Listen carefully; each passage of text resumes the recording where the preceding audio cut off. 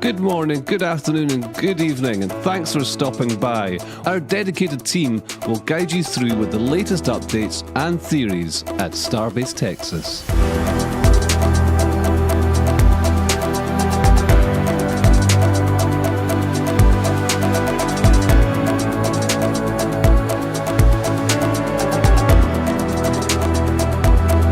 If you're new to the channel, be sure to hit the subscribe button and the bell icon for future streams.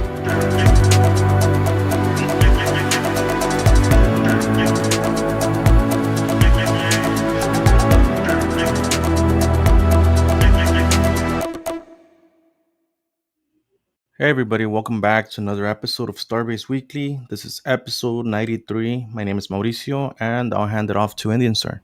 Hey everybody, welcome back. We've got an exciting show for you today. As always, flyover images, ground photos, all sorts of things happening at Starbase. Let me throw it over to Nate. Hey everybody, Nate here. Hey, I'm excited today. Always so good to get together everyone and look at all of the changes, and just such a great day to do it. I'm going to throw it over to Joe. Hey, good morning, good afternoon, good evening, Starbase fans around the world. Astro Joe here. Got a great show for you. Looking forward to dive in with y'all. Zach, take it away. All right. Good afternoon or morning, everybody. Happy Saturday. Thank you for joining us for Starbase Weekly live stream. As you all can tell, we have another full stack out at Starbase. So Ship 25 spent some time on the ground while they were doing some work on Booster 9, and also doing a little bit of work on 25 as well too. But we now have a full stack again, so that's pretty awesome. We should be seeing hopefully some like wet dress rehearsal or full stack cryo testing soon. So that's exciting. We're still waiting on news for when the actual launch will take place. So I think it's going to be a little while longer before we actually hear anything about that, but still have a lot of other things to cover, so we will go ahead and talk about all that stuff today. As usual, we are going to start over at the Massie site. So we have tons of information to cover over there. So let's hop into it. Oh man, as always, kind of tough to know where to start when we talk about Massie, because there's a lot going on. But Nate, how about you take it away? Oh, wow. I mean, well, you got, of course, the test tank that they tested to destruction. They're finally doing something with the mystery pad. Lots of stuff going on. Which article was that? Do y'all know? I cannot. I'm not a ring watcher. I can never keep up with all the test articles' names. So which one are you looking for? The one that they tested to destruction there. 26.2. Okay. 26.1, I believe. Yeah, there's a ton of test articles at Massey's right now. So we have 26.1, which they did the test of destruction. That one actually looked like it exploded from the bottom when it failed. But when we look at this, it's actually cut in half right now. So not sure if they did that after or if that's actually where it ended up splitting, but pretty interesting to see the aftermath of that. It looks like a very clean cut if they did that. So to me, it almost looks like this happened afterwards, that they cut it in half so they could begin scrapping it. But what do you guys think? It's a really clean cut. I mean, it almost looks like if that's what happened, a weld let go or something. It looks really clean. Yeah, I feel like that would not be the area that you would want to fail. Not at all. Yeah, so I mean that's right below the weld, which is even more interesting, because you would kind of expect it to be on the actual weld line, but that does not appear to be the case. But we also don't really know what the purpose of that test was, so there's not really too much to actually worry about there. It's just like an interesting thing to point out. But we do have some more test articles that got moved over to Massey's over the last few days, including I guess for me it was a bigger surprise was Ship 27's aft section. So I didn't really know what to make of that one at first, but the Ring Watchers put out a really cool article over the last week, which I can share a few images from. I encourage you all to actually go check out the full article for yourself because it's pretty detailed, but it does answer some good questions for us. So number one, the big question is, why would they bring Ship 27 to Massey's in the first place? And apparently, Ship 27 had been upgraded to have the same upgraded engine shielding that Ship 25 has. So essentially, and I'm going to bring up a picture here right now. So this is from Chameleon Circuit, and let's see if I can zoom in on this a little bit. Yeah, so this is the upgraded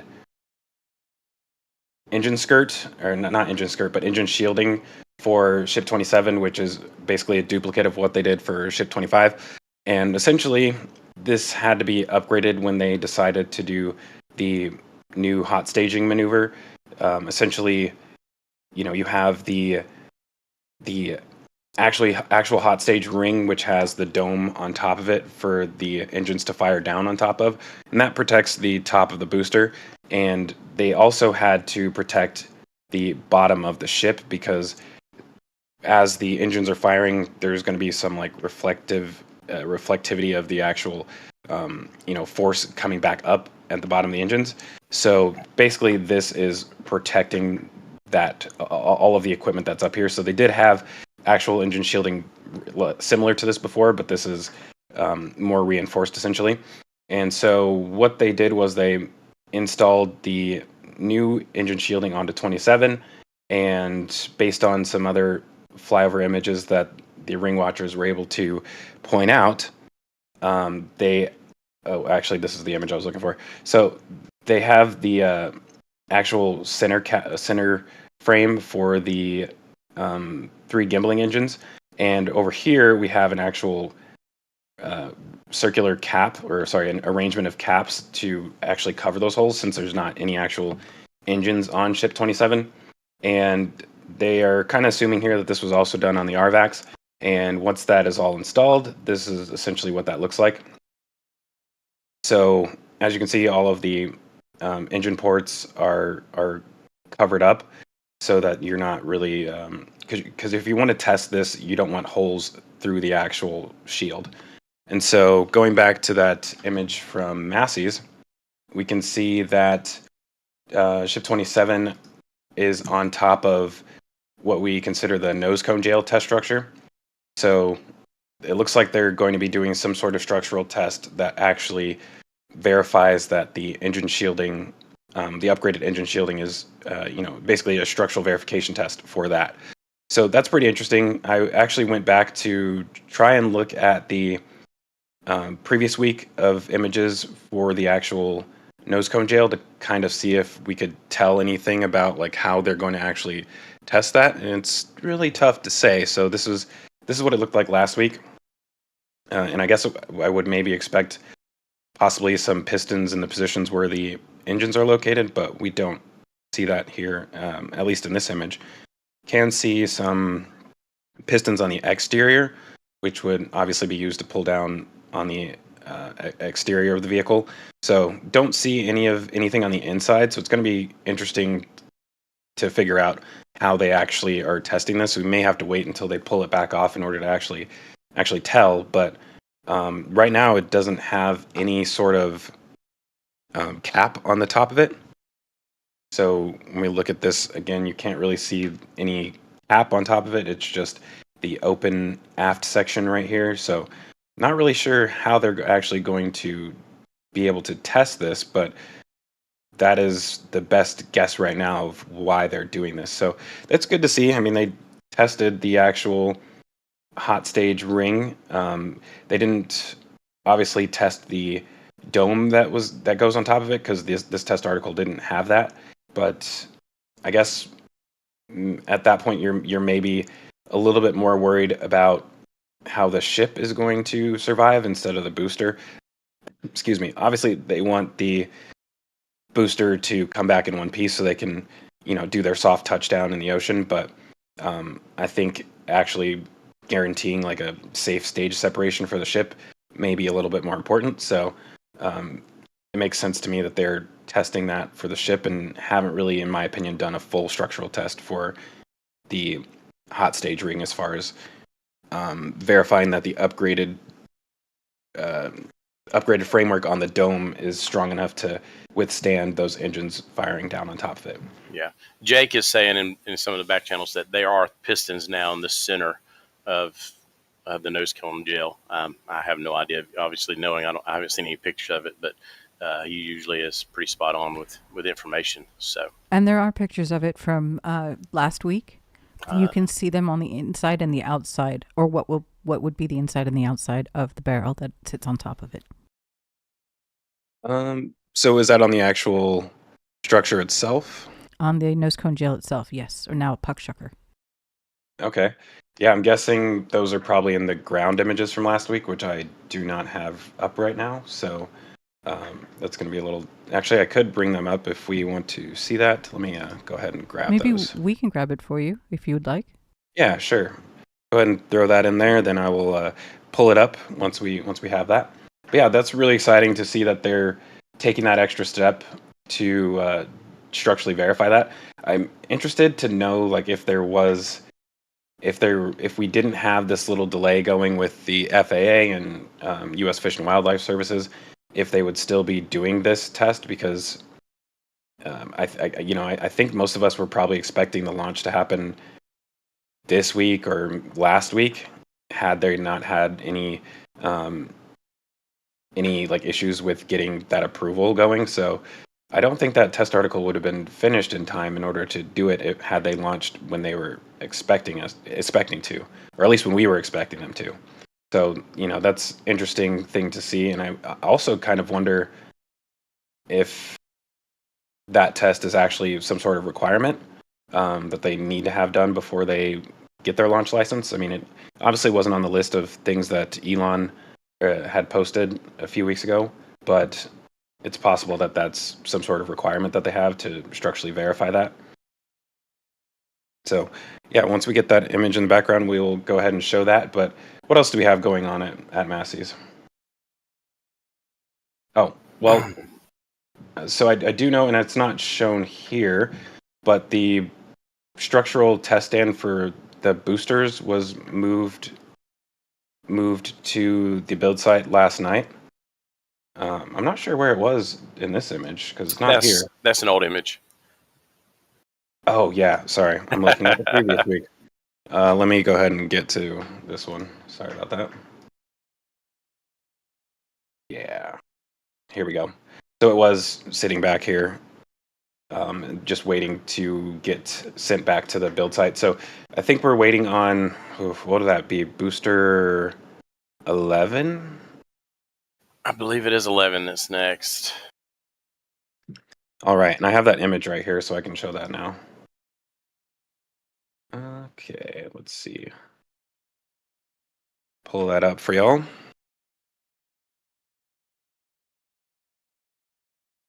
So here we go. The right here you can see the pistons on the outside right here, but I think this one right here may be on the inside. It's tough to tell. These all kind of look like they're on the perimeter to me. Yeah, they look on perimeter. I'm going to find you the flyover photo too, because you can see it in the flyover photo as well. Okay. Yeah, I mean, this one to me looks like they're on the perimeter. This one behind him maybe could be on the inside. It's tough to tell though. I think it's on the perimeter too. It's the same style piston. It's the same Yeah. style piston even on the inside. You'll see it doesn't look any different, but they're staggered. Gotcha. Yeah, well, I mean, like I said, that's going to be an interesting test. I'm sure that's one of those ones where we won't actually be able to see any outcome from it since it's happening like on the inside of the skirt. But you know, it's in my opinion, it's kind of cool that they are making some extra use out of Ship 27 after whatever happened to it. So I mean, we don't really have any official word on what happened, but they did have the common dome. Yeah, the common dome like kind of imploded essentially, so it seemed like there was like an overpressure event essentially on the inside of it. And instead of scrapping the whole thing, they saved it and were able to perform this test on it. So that's a good use out of Ship 27. It wasn't completely sacrificed. So it's good to see that they're actually able to get something out of it.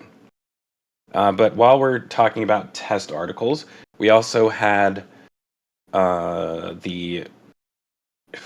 the name for it? The payload section from I think they're calling it test article 14, right? Yep. Yeah, I believe that's what they're TT14. calling it. Yep.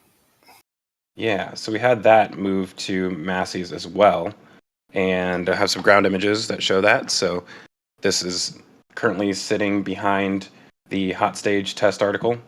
So we have the Ship 27 aft section right here, and then the payload section over here. And then there's also the other test article that moved here, and I forget the name of this one, but this is essentially a two E-domes. So there's an E-dome on top and an E-dome on the bottom for this one. So right now we've only...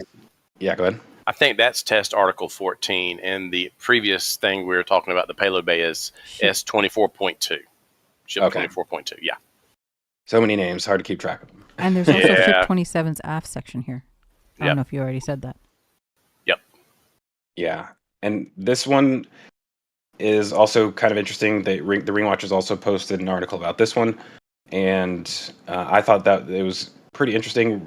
So first of all, they brought these E-domes out quite a while ago, like I want to say about a year and a half ago when they first showed up, and we've only so far seen them on the booster common domes.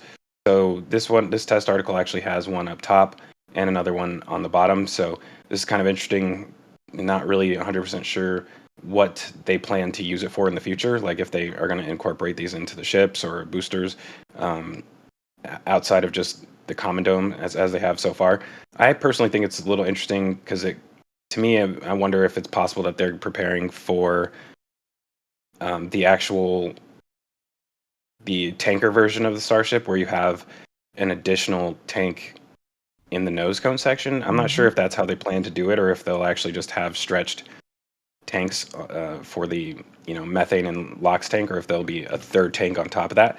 But in my opinion, it could be interesting if this maybe has some sort of application to that tanker version. Look at you, So- smart guy. A lot of tests happening here. I mean, and one of the things about this one is it had autogenous pressurization vents installed on it as well too, and that to me, in my opinion, kind of maybe is some sort of indicator that it could be used for that, because you're going to need some sort of back pressurization system in order to essentially replace the volume of liquid that is exiting if you're offloading it into another tank. So not sure exactly how they're going to accomplish that, but you would need some sort of essentially the equivalent of an autogenous pressurization system in order to pump the fuel out of here into another vessel. So lots of interesting things happening with this. Again, not 100% sure if that's actually what its purpose is, but just an interesting theory on my side. So we'll have to keep our eyes on this and kind of see where it reappears after they after they perform this test. I'm hoping that maybe we'll start to see that tanker version appear soon. So let's get back over to those aerials. What else do we have here? So they finally started constructing this unknown building over here. As you can see in this image, they did have a lot of the structural steel laid out here. And in the ground images, we were able to actually see the first of those columns go up. So let's see, I got a picture right here. Tough to really see much because it's kind of zoomed in. But this is the first column that was lifted in place. So as I was kind of saying last week, these kind of look like they've been repurposed from somewhere because they're like super rusty and whatnot. But yeah, I mean, I think we're finally going to be able to see this take shape and get some idea of what they're using it for. Wow, I thought it was dirt from the air. It is obviously not dirt. Yeah, it's kind of grimy. But yeah, I mean, it's going to be a semi-tall structure, I guess. We'll probably see another beam on top of this. But it's, maybe actually tall enough for a ring section to move underneath it. But I can't think of why they would need that. So your guesses are as good as ours at this point. We still have no idea what this is actually intended to be. So we'll just have to keep our eyes out for that. What else do we have going on at Massie's? That road on the left there, all that road concrete stuff that they've done, they've extended that whole part there on the other side of the tanks. Yep. Last week it was only up to like half of the tank. Now it's gone all the way through. Okay, yeah. So they're making good progress on this little road that goes around.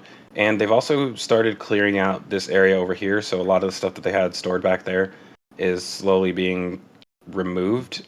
Pretty much all that's left is all of this stuff in the middle right here. So clearing this space out. And as you all know, if you've watched some of the previous episodes, I'm hoping that we'll see an additional test stand back here. So more than likely, that would probably end up, in my opinion, being a booster static fire test stand.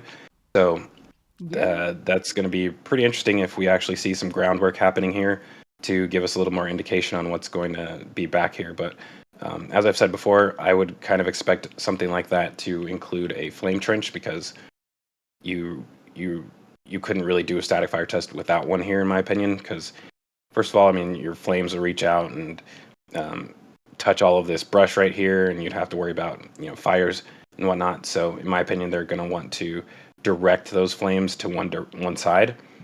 So yeah, that's what I'm personally looking out for, is some sort of flame trench. But I think if they start doing groundwork, it'll answer that question pretty quickly, because it's going to be a deep hole if they make one. So, which we've already seen at the OLM. Yeah. I guess that's a different kind of hole, but yeah. So what do we have any questions from Massey's right now, Joe? I would like to thank a lot of people for some very generous donations. First off, Jim Cavett, as usual before the stream started, gifted a membership. John Depker, gifted 5. Jonathan Doe gifted a membership. William Foss gifted a membership. John C. gifted a membership. Do have a question from John T. Are they going to extract deluge water from the river at Massey's? They could. So we know that back here, this is a water treatment facility. So it's not very big. You can see they have all these tanks back here. There is a larger one at the Sanchez site. So this is kind of like a secondary one. I think this one was actually created before that, though. So it's not impossible that they could increase the size of this, because in my opinion, they would probably need to if they were trying to actually supply deluge water from here, because these tanks are not very large. So yeah, it would be interesting to see if they actually increase the size of these, but yeah, it's possible. They wouldn't Definitely. put those Go ahead, 3 Indy. tanks that we saw last week by the water. They wouldn't put those here, would they? Those big 3 tanks, white tanks? The ones The cryo tanks? Are you talking about the ones from at the Brownsville port? Yes, those ones. Well, I don't think those would be used for water. So more than anything, those are more than likely those are going to be used for liquid oxygen or liquid nitrogen storage at the launch site. Okay. There is a possibility that they may expand what they have here as well too, because I think that in order to do like a full test of a booster, instead of just one tank at a time, they're going to probably need additional storage here. So I'm personally expecting them to arrive here, but there's a good possibility that those are actually destined for the launch site. But as far as water tanks go, we haven't seen anything indicating larger water tanks being brought here. There is a possibility that this could be used as a water tank in the future. I mean, it's just kind of chilling here, and we haven't really seen them do anything with it so far. So, yeah, this could be waiting to be moved over to be used as a water tank. Nice. Thank you. I want to thank J.C. Breeze Tan for 20 gifted memberships just now. Very, very generous. Much appreciated. Thank you. Welcome, everybody. Steve Coates with $1.99. Couple bucks to get the train going early. Jim Cabot says $5. I'm on board. Happy weekend, RGV and team. John Depker, $10. Just jumping on board. 55 Chevy Guy, $10 super chat. What is the engine shielding in the photo made of? Assuming the Ship 27 aft engine shielding. Well, It's that. no idea. Probably the same steel that they've been using for all their other shielding. So maybe stainless steel, but it's black. So there's a possibility that it's something else. So, I mean, it could just be painted as well too. But I don't know. There could be a special coating on top of it. Not really sure. Yeah, That might be a good question for the ring watchers if they've been able to identify what it's made out of. I've never heard any of them say what they think the black material is, if it's a paint or maybe some sort of, heat resistant coating that's on the stainless steel itself, because it's similar to the coating underneath the booster. Yeah. And then I just wanted to thank the Six String Simpleton for joining the green team. That's all I got. All right. Well, thank you everyone for your donations. Really appreciate that. And I guess let's go ahead. Hold up. We got another image showing pistons really quick, so I'm going to go ahead and bring that up.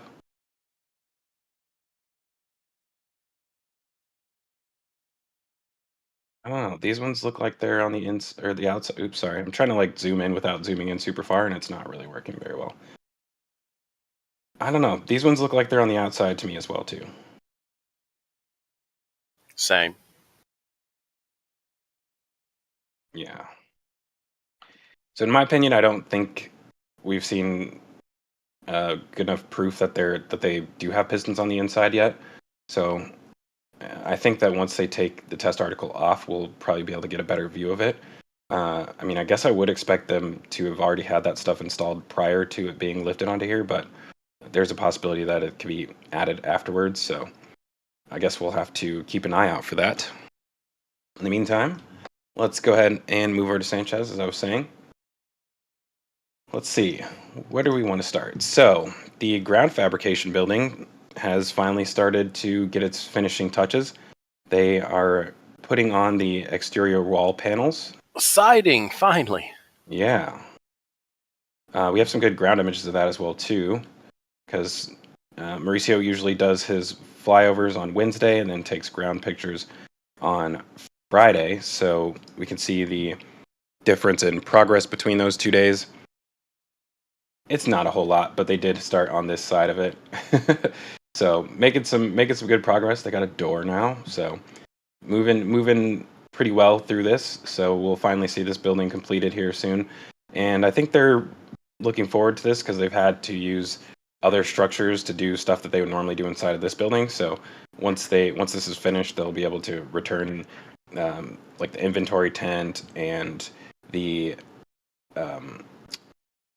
payload integration facility back into what they were originally intended for, and then they'll be able to do all of this fabrication work in this building.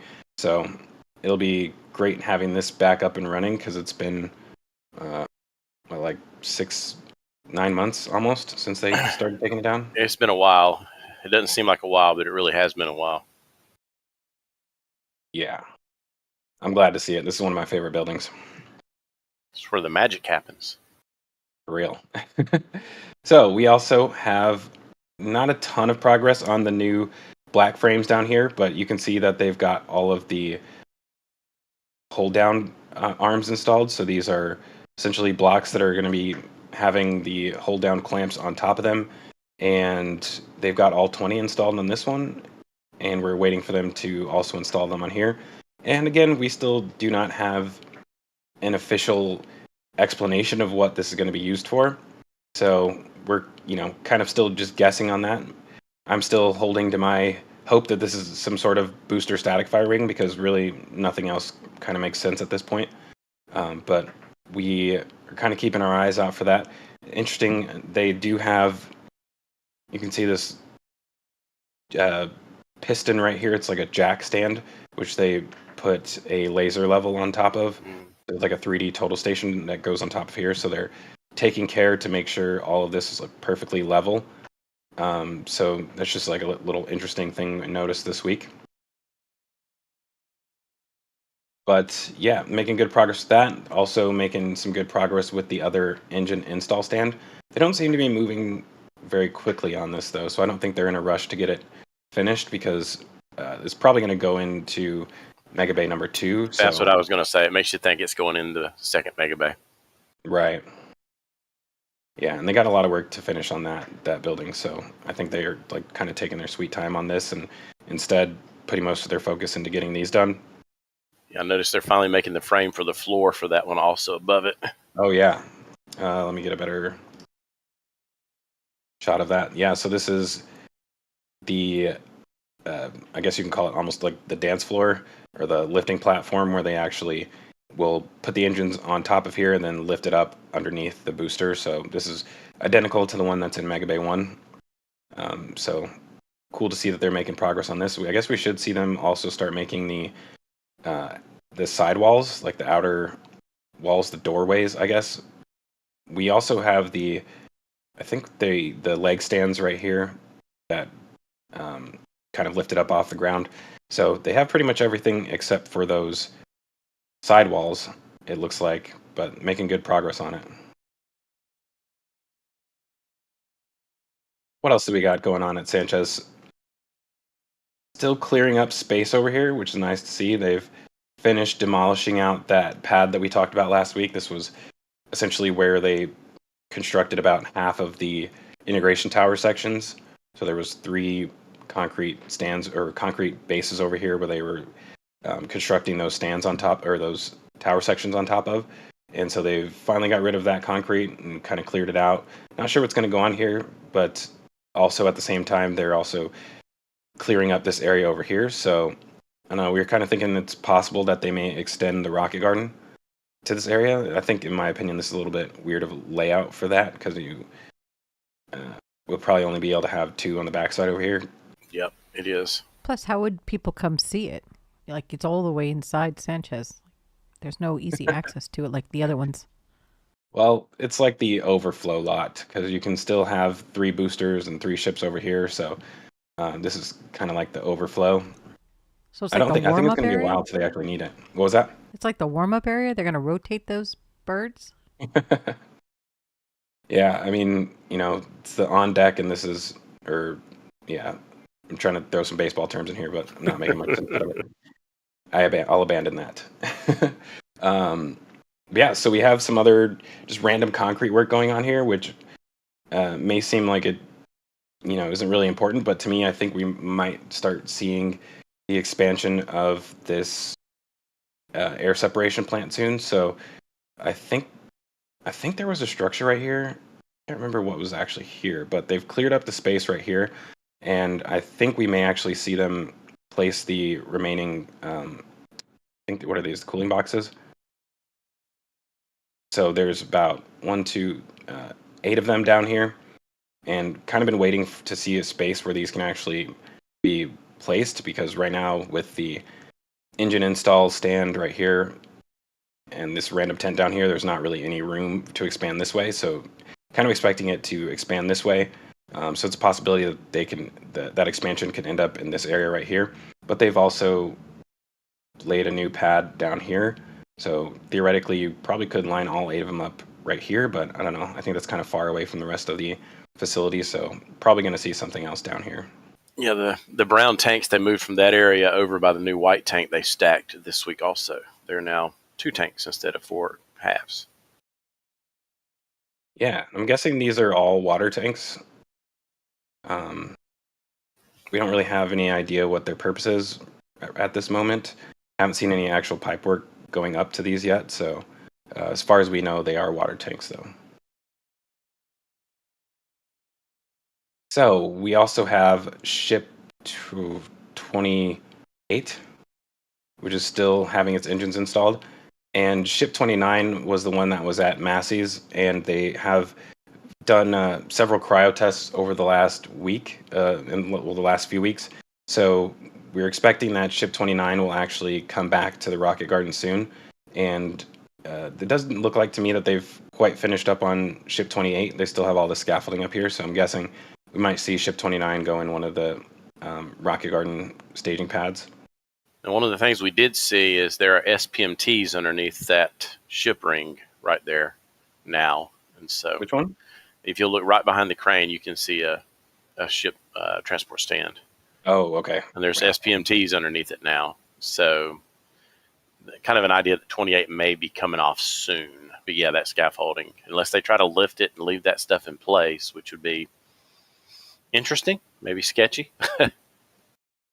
Yeah, it's interesting that they would even need the SPMTs over there. Like, you would think they would just move the stand over here and then have this crane kind of crawl over to the stand and just lift 28 on top of it instead of having to, do that in 2 steps. Well, it makes it sound like 28 may go somewhere else, would be my guess, or they would do exactly what you're saying.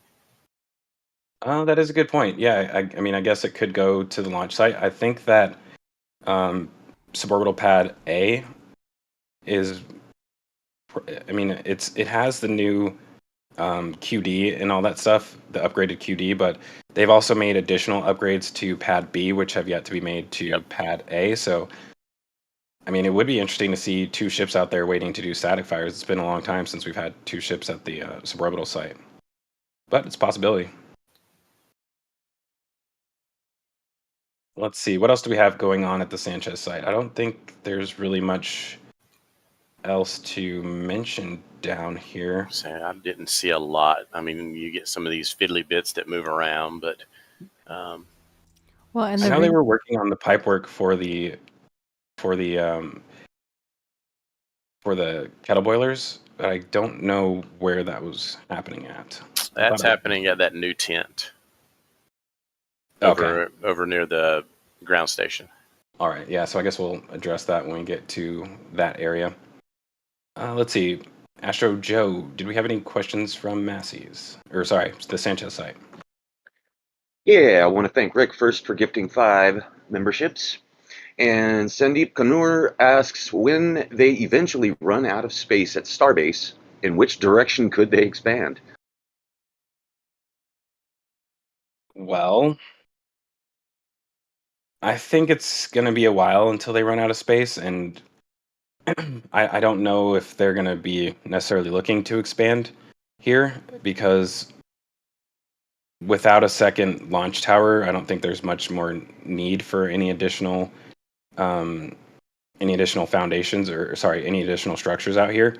So even with a second launch tower, I think that they have enough production capacity out of the Future Star factory and the 2 megabays and high bay that they probably won't need any additional space. But it's not impossible.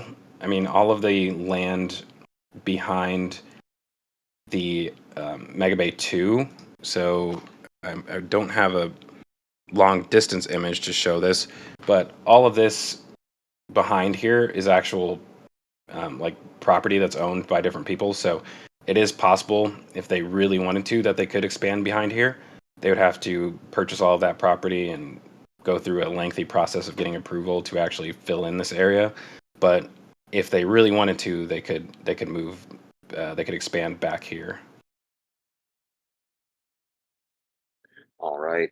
Mauricio, when you get a chance, can you check PayPal? Crane Man has sent a donation.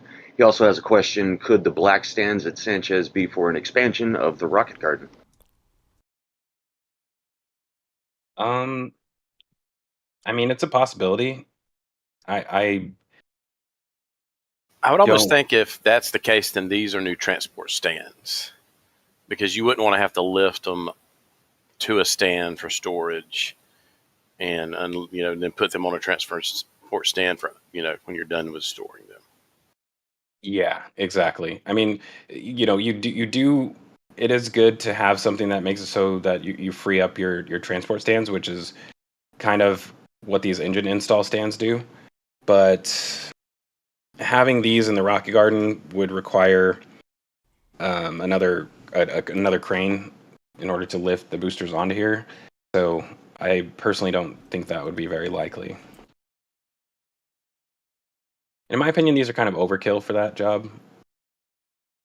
Like they're massively upgraded from what the transport stands are. So I personally don't think that's what they're going to be used for. Yeah, but I've thought about that.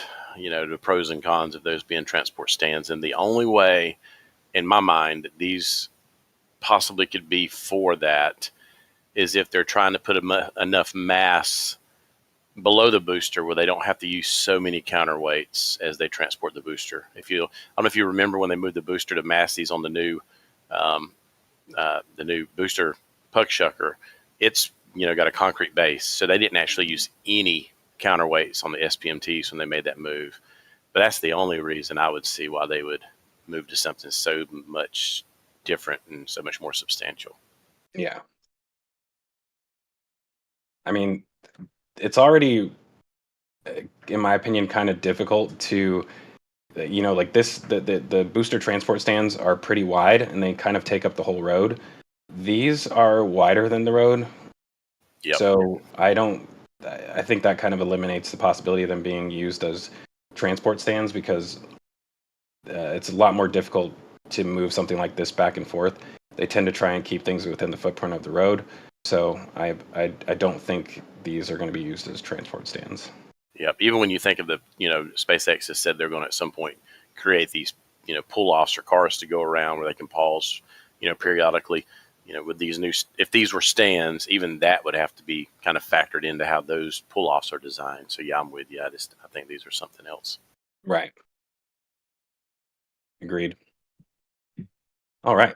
Shall we move Captain, over to the Ringyard? I do have one more good question regarding Sanchez from Captain Flam. Can the white water tank and the two brown water tanks be meant for water treatment facility expansion at Massey's? Yes, that's a possibility. The water or the groundwater well is right here. You can kind of see it has this little cap over it. And this is the existing treatment facility and the storage tank. I think it's kind of far away, in my opinion. These tanks are kind of far away from that location. They'd have to run some pipes over there. But, it's not impossible. This would actually be more accessible in some ways. They don't have to drive back here, all the way back here, to get back in this area over here. This is kind of like a weird maneuver they have to do to back in like this in order to pull up to that tank. So it's not impossible. And, I mean, they're gonna have they're gonna either have to truck water in or bring it or transport it from the processing facility. So yeah, it's possible that this could be an extension of it. All right, Zach. So I got a question for you to see if I'm going to ask you a question and we'll go from there. You were talking about earlier where they're doing that concrete work. What did you suggest they could put on that area? Well, right now they have these shipping containers in the way, but once they move those, this is a pretty large space for all of this additional. The cooling towers, little Yeah. cooling towers. Okay, what do those cooling towers use for cooling usually? Water. No, it's almost always they use water for cooling. So you got all these new cooling towers, and this just may be a storage tank for all the water they're going to need to make these towers operate. That's a good point. Yeah. Yeah, I mean, that would be, if that's the case, yet another indication that they're planning to expand this soon. And that's really good because it reduces the amount of trips that they have to make back and forth to either Houston or uh, is it Corpus Christi? Not Corpus Christi. I forget the other port. Port Arthur. Yeah. So it's like a 12-hour round or 8-hour round trip to fill up liquid oxygen, liquid nitrogen, and same thing with methane as well too. They're not really going to be able to do anything about methane at this point, but by increasing the output from this, they can possibly become self-sufficient here and not have to outsource any of that um, liquid oxygen and liquid nitrogen. Yeah, I think this area. I think you're right. They're about to do some major work here. I mean, they've got those vertical towers that are laid over. I mean, they got 3 of those. There's a lot of stuff that is just kind of laid here that needs to be installed. So, Yeah, and I mean, with that being said, there is a possibility that the tanks that we saw yeah, at the port last week, and I'll go ahead and show those images really quick for anyone who didn't see that last week. Let me just go ahead and find it. Let's see. Yeah, here we go. So we had these tanks that were at the port. There's 3 of them here. So there's a lot of possibilities of where these could end up. They could end up at the launch site. In my opinion, they're too small to go to the launch site because the foundations for those tanks is pretty substantial. So I personally am expecting something larger than this to go there. So it could make sense that these may actually end up being part of the future air separation plant expansion. so we don't have another picture of these from like a 90-degree angle, do we? No, we don't. They almost look like the legs continue up, like they're flat on top, where you could maybe stack those. Mm, You I can don't just see a think so. shadow. You can see a shadow, and that just may be. Yeah, I think a these shadow. are identical to. Yeah, Well, yeah, they're just also like identical those. to the ones at Sanchez too. Yeah, and they all have that same black spot. So never mind. Yeah, I mean, with the additional capacity here, like, so this is 4 of these cooling towers, and they're increasing, adding another 8. So, I mean, I guess you would probably need an additional 4 tanks, Yeah, 3 to 4 tanks. So, it would make sense to me that those end up here. I don't know where they're going to put them, but it's a good possibility that they could end up here. They may have to move the scrapyard yet again. But once the mega bay is done, they can start using the area to the side of the mega bay as a scrapyard again. So, this is like the forever moving station at Starbase, where they just wherever they can find a place to scrap stuff, they're gonna move this to. So, all right, let's go ahead and talk about the Ringyard. So, we have some good progress happening on Mega Bay number 2. You can see that they've made a lot of progress getting this the floor installed. So let me see if I have an overhead of this. I don't know if I do this week. No, this kind of shows it better than any of the other pictures. But yeah, so you can see that they're working on either half right now, and they haven't really done anything in the middle. So I think, I've said this before, the good reason to leave this open in the center is so that they can lift up the bridge cranes from below. So they need a place where they can lower this hook through from the crane, and it's actually from the other crane, but down through the center essentially, so they'll be able to lift up those bridge cranes. So I think once they finally install those cranes, we'll actually see them start to work on the center over here. And I think they probably want to get that done sooner rather than later because, it's kind of holding up all the other work that they're doing up here essentially. So, I mean, actually, though, it would be cool if they do this one a little bit differently, where they don't have anything in the center and you just have glass walls over here so you can actually see down into the bay. But I don't think that's what's going to end up happening. Just a cool idea, though.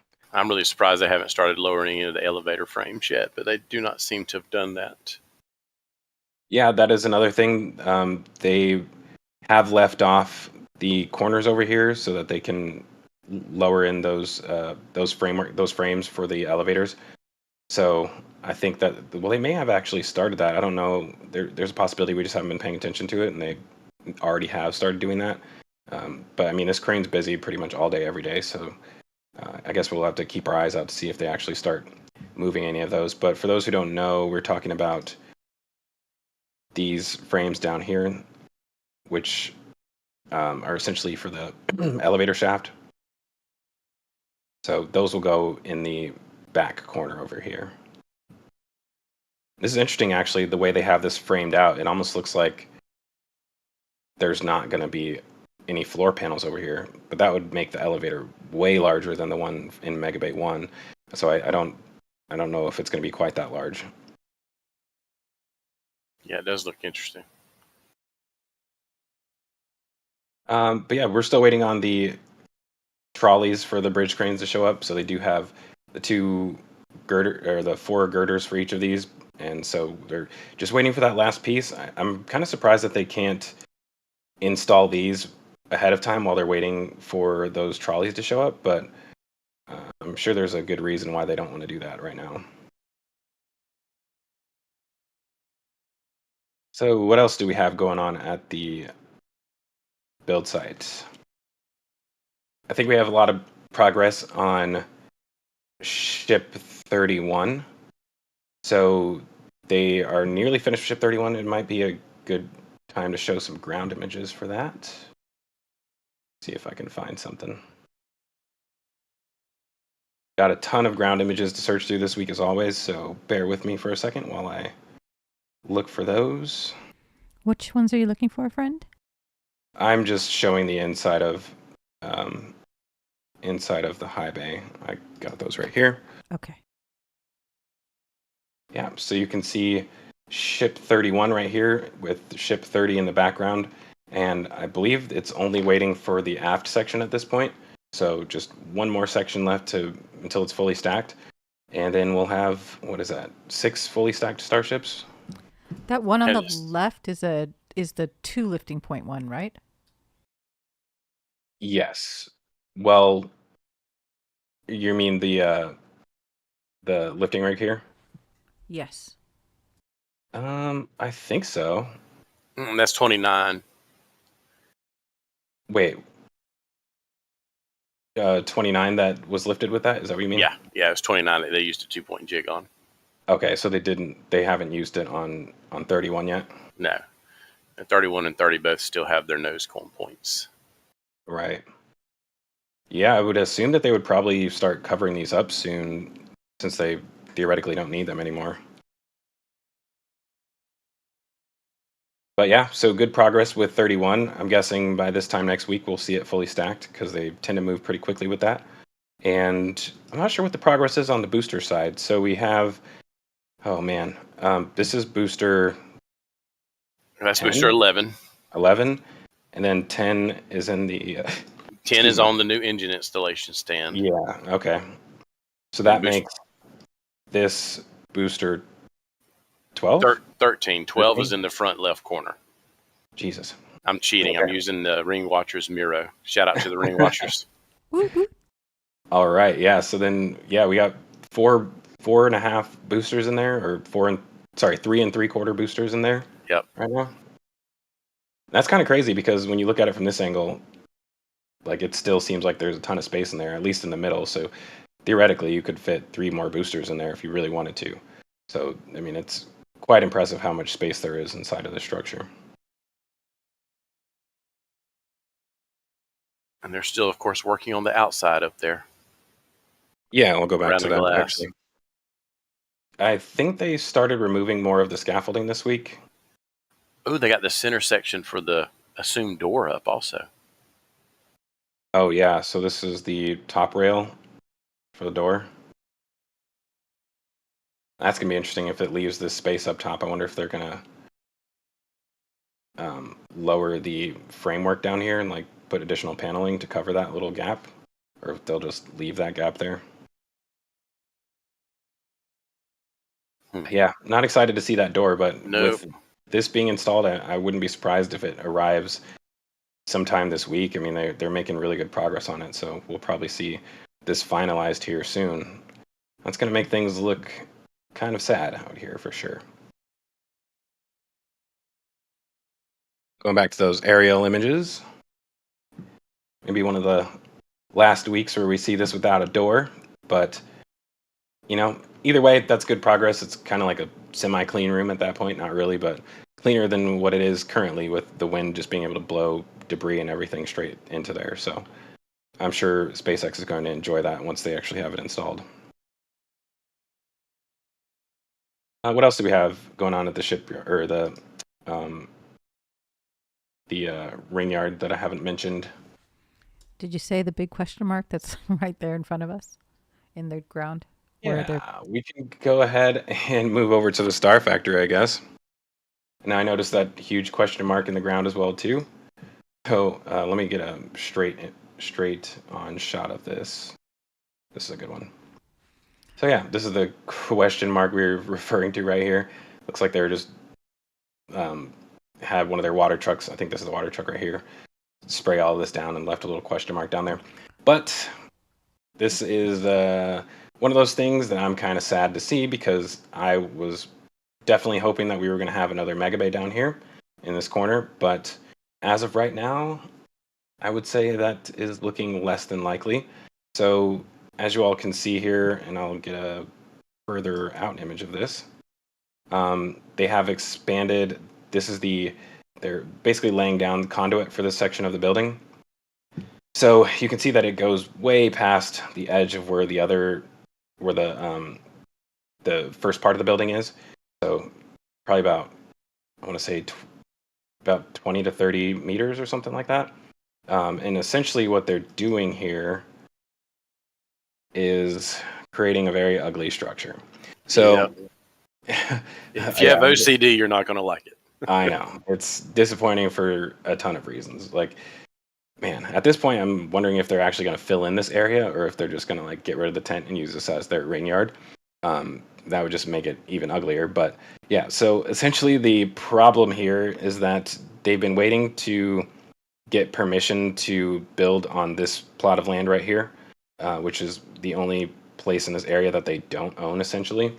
So right now they're still caught up in court with all of that, and we're expecting that court case to happen sometime in December. But if you've ever been to court, you know that things tend to get pushed out till next month all the time. So this could be for a long time before they actually get permission to build here, and it seems like instead of waiting on that, they've decided to take the length of building that would have gone in this part and expand it out in this direction. Yeah. Not a fan. It's just going to look really weird. We got to see some renders showing what it'll look like, but yeah, I mean, it's going to just look like the third section of the building is just shifted for no reason.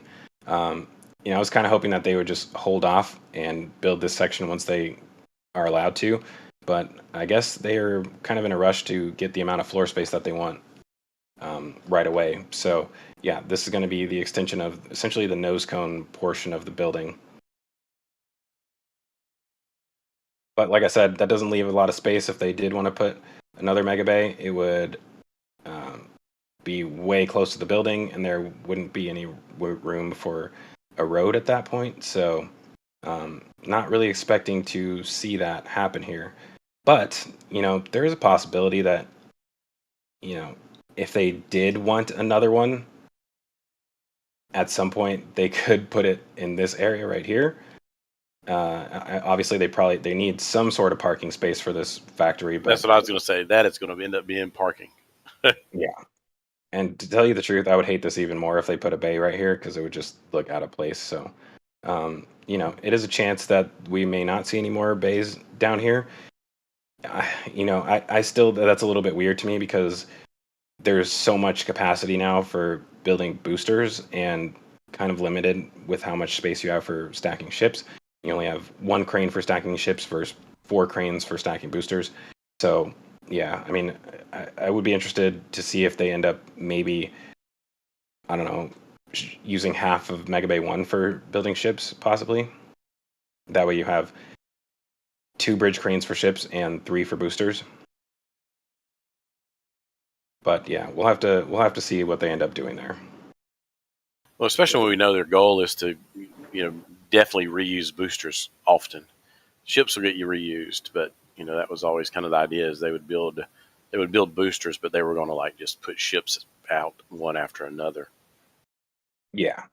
I mean, in my opinion, like you're saying, we should definitely logically expect to see them need more ships than boosters in the very near future. So it's a little puzzling to me. And like I said, it could be as simple as taking up space in Mega Bay 1 for ship installation, for ship stacking. But, with that engine install stand in the ground back there, seems a little bit less likely. And then you have the turntable in the front left corner. And I think another one in the back right corner or the front right corner. So, yeah, I mean, those are semi-permanent in there. I mean, they can always be moved, but they're like bolted into the ground. So, yeah, I mean, it's going to be interesting to see how this evolves once they actually get Mega Bay 2 online. Yeah, it is.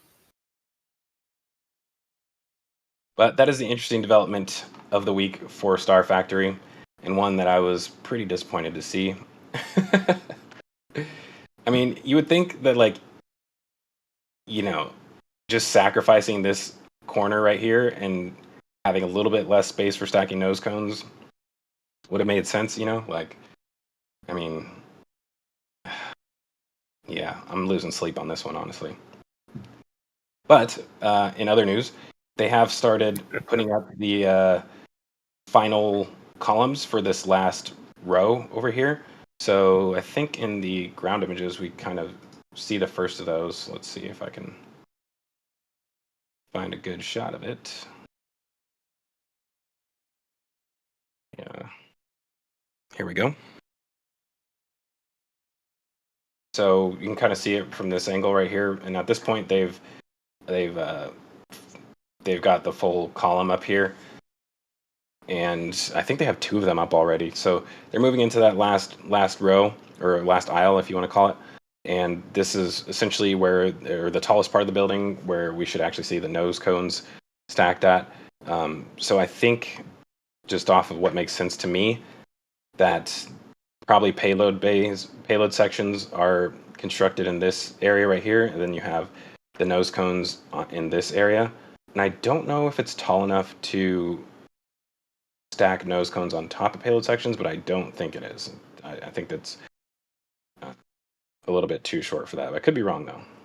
Yeah, we were talking about it a couple of weeks ago when they first started putting that first beam up, and when you factor in a bridge crane and how it can't be in the ceiling, I think it's going to be a little bit of an ask to actually get a whole payload bay and nose cones stacked. Right. But I guess the largest thing you need in here, as far as overhead space, may actually be for lifting the PEZ dispensers into the payload sections. So that is something that may also happen in this section of the building as well, too.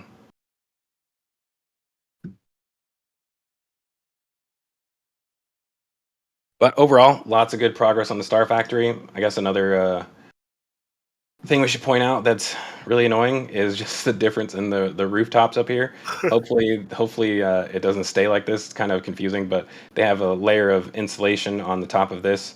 I think it's like foam insulation. Mm-hmm. And if we look at it from another side, you can see that it actually. Let me see. Maybe this way. It actually creates you can see the difference here. It's like a step down, essentially. Yep. So I do wonder if they'll expand this onto this part of the roof as well, too. Where the workers are going to want to be in the summer. Right? Yeah, on this side. I mean, the weird part about it is, it kind of makes you think that this area needs to be more insulated, more cooled than this side, but there are no HVAC units on the top of this structure yet, and I don't even see the holes for them. I know they had holes for them, but they are, as of right now, covered up. So I'm guessing they'll cut those out. But as of right now, it doesn't look like there'll be HVAC on that side. But I'm sure they'll have to install HVAC over there because it's a lot of floor space. Yeah, it's a rubber membrane similar to what you find on like campers and other things they use on buildings. And that's what they'll do is once they have everything installed, they'll come back and they'll make their cutouts for anything that needs to penetrate and seal it up and all that fun stuff. Yeah. Do you think they'll expand this down here? I would assume, unless there's something about that building we don't understand. I don't understand why you'd do it in one spot and not do it in the others. Yeah. I mean, it only makes sense. I feel like there's. I mean, it just looks like it's supposed to be there. There's a little lip right here, so Yep. yeah. Hopefully we'll see them start that here soon, or else this building's gonna look pretty funny. I mean, it's already gonna look funny anyways, but that'll just make it worse. No doubt. All right, so I guess let's move on to the a little bit further north to the village area. Actually, Astro Joe, did we have anything that we haven't touched on here, or that some questions from the audience? Well, I just want to thank T. Evans NC for a gifted membership. There were a lot of questions that were rather redundant, and you had already discussed and touched on. So in the interest of saving time and not rattling off the same thing and being redundant, we can move on. Cool. Well, I guess one more thing to mention here. It looks like they're soon going to start doing the actual rain gutters over here. So they're similar to how they have them on this side of the building. They'll put gutters down here. They'll probably have to do underground pipework to connect to these ones. So need a lot of drainage for a roof this big. So that's what it's all essentially going to drain, slope down to this one side and drain out of this side of the building. So that's why you need so many of them. It's not because of the current size of it, but in the future full square footage of this entire roof. I think it's like somewhere between 800,000. Is it 800,000 square feet? Could be. It could be a million square feet. I'm not really sure what it is, but a lot of roof that you have, and a lot of, if you just have a good rainstorm, you can just imagine how much water is going to be flowing over the top of this roof. So you have to have a really good amount of drainage on the side of it. Yep. I went and looked at the Star Factory that's at KSC, and it does not have any type of a rubber membrane. It's all metal on the roof side. So this is something new. Interesting. Yeah. Well, I guess hopefully we'll see them expand this out. All right. Well, moving over to the village area. I feel like there's not much happening over here, but we do have. Let me see if I can get a good shot of it down here. Oh, well, it looks like they're destroying the pads for those the radar stations. Yep. So maybe we'll see them expand the solar farm, but I don't know if there's necessarily a reason to do that. I mean, having backup power is always a good thing, but right now I don't see that being necessary. They unless this is power for the village, like that would make sense if they want additional power for everything in the village. That would make sense to expand this, but yeah, I don't know. Going to be curious to see what they actually end up doing in this area once they get rid of all of this stuff. But moving over to here, oh wow, we got another new tent being set up down here. I didn't notice that earlier. That's actually the tent that was behind it. They moved it 90 degrees. Yeah. Why? They like moving stuff. That's weird. Like it looks like they were in the process of actively lifting it here. It does. Sure does. Got two cranes connected to it, but they're not lifting it from this side, so that's weird. Oh, is it on rollers? It does look like it's on two rollers on that side. It sure does. You know what? That's not rollers. Those are forklifts. Oh, so that has got to be a fun dance that they were doing together. Yeah, a little maneuvering going on there. Yeah, are they rolling the corner containers with it too? I think they are probably lifting it up while they move the containers underneath. Oh, it'll be nice to see this on the next flyover, how it actually ended up. Yeah. I'm guessing this forklift just continues to hold it and this one backs away while they move that one in there. So yeah. Well, that's interesting. I'm guessing they may allow them potentially to expand this little housing area back here. I don't know if that's the purpose of it, but yeah, weird they didn't just do that from the start.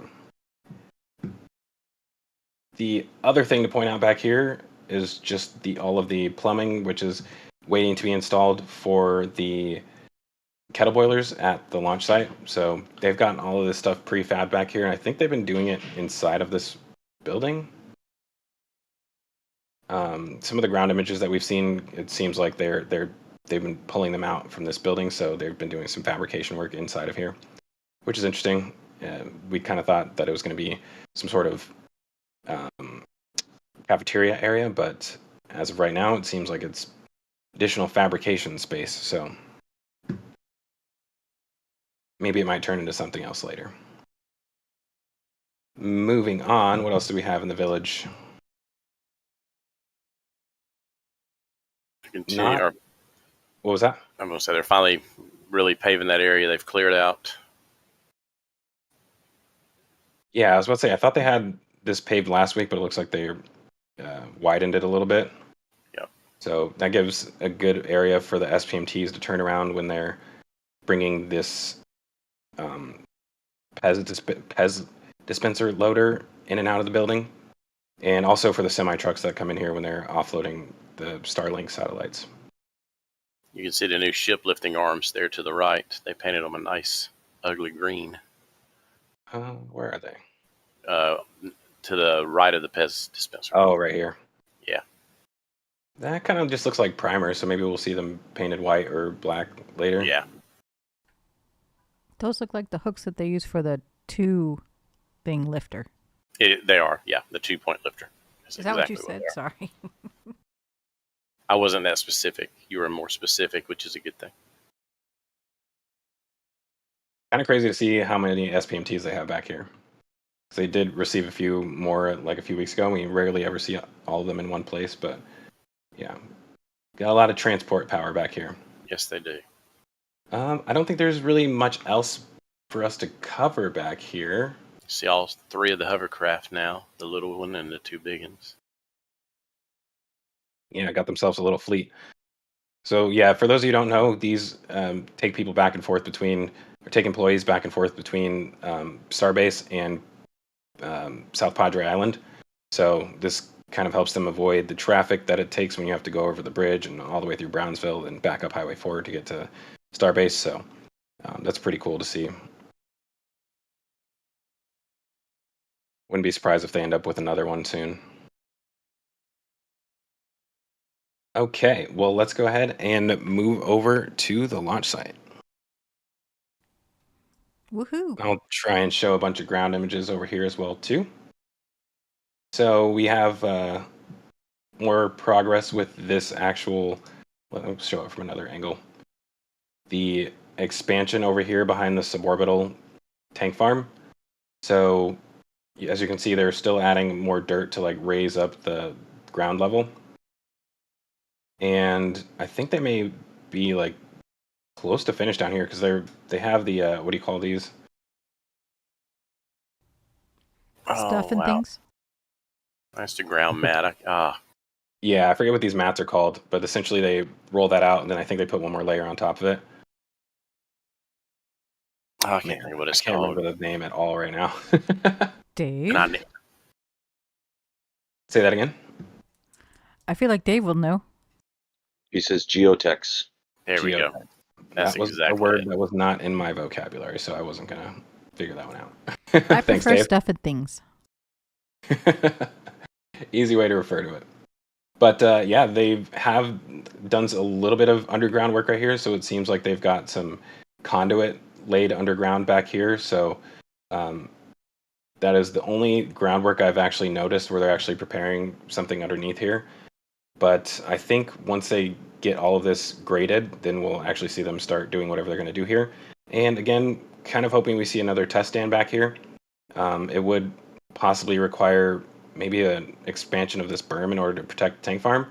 But right now, it kind of looks to me like they're definitely... let me get this one more angle. This isn't going to do it. Let's see here. This is a good one. So it looks like they're bringing the dirt up to the level of the driveway back here. So, I mean, it was much, much lower a few weeks ago. So I think they're getting close to that level. I mean, almost seems like it's just about the thickness or maybe a little bit more I was going to say about the thickness of the actual concrete pad that they have down here. So we'll probably see the driveway expanded down here. And in my opinion, I think that should allow for boosters to actually move backwards through this area. It could also just be as simple as being the laydown spot for cranes, which we were expecting. However, I personally don't expect to see that in this area because that would limit the ability to get cryo tankers in and out of here for filling up these cryo tanks. Yeah, I agree. But, go ahead. I was gonna say I agree. The way they laid the crane down there in the first flight seemed to be a really good option. Yeah, right next to. Was it across in this area? Yeah, they brought it across that way, and that way the cab and the body were protected by the tower, kind of in line from the tower. It was a good way of doing it. I can't tell if they're filling this in right here, if they're digging a ditch, but it almost looks like they're about to expand off of this pipework down here. I would imagine they wouldn't do that until they actually have the test stand constructed. They had like a Z cut in this fill a few weeks ago, and then it disappeared, and we don't know if they just filled it in or if they put something in it. I don't know. I think it was one of the weeks where you were working, so I'm not sure. But I don't think we ever saw anything other than they had it dug out. I'll see if I can find a picture for you. Oh, look at this. So we have 2 cradles right here for additional tanks. So to me, that kind of looks like there's going to be some either water tanks or cryo storage tanks that are moved back here. I wonder how long these have been out here. I'm going to have to go through some previous images later. But that's a sign of what we may expect to see back here. Those are some big tanks if that's the case. They're 2 different sizes, but that one thing I was expecting possibly if they do put a booster test stand back here, then they're either going to have to run a cryo line from the orbital tank farm all the way over here, or they're going to need to expand the number of tanks they have in this farm. So yet again, another location, a possible location for those 3 tanks that are sitting at the Port of Brownsville right now. So I think that after this first flight, we're going to see a massive amount of expansion work going on. I mean, we technically already are, but it's tough to see what they're actually doing at this point. But I'm excited for this. This is like the single biggest thing that I've been keeping my eyes out on because I really want to see an actual booster test stand. And thanks, Nate, for bringing that image up. Yep. Here, I'll go ahead and show that. So this is a few weeks ago, and I actually haven't seen this yet, but I'm guessing. We never saw what they did. They cut them out, and then the next flyover is just gone, and there was no pipe sticking up, no conduit sticking up. So, I mean, I guess it could be like maybe field drain or something they put in. I have no idea. That's interesting. I have no idea what it's for. Conduit, though, right? Because of the way that it goes diagonally? I would think it was something like that. I mean, it ends right there at the end of the existing tank farm piping, but we never saw any pipe or anything head down there. Like, no one called anything happening. So, yeah, they move super quick. So they do. And by the cover of night often. Right? They love to do stuff at night. Huh. Well, that's a good indication of something being right in the center of this, possibly. Jake said if you look that there are some cylinders in the edges if you look carefully. In the current week's images? Here, let me... He said it's in the current images. Let's see.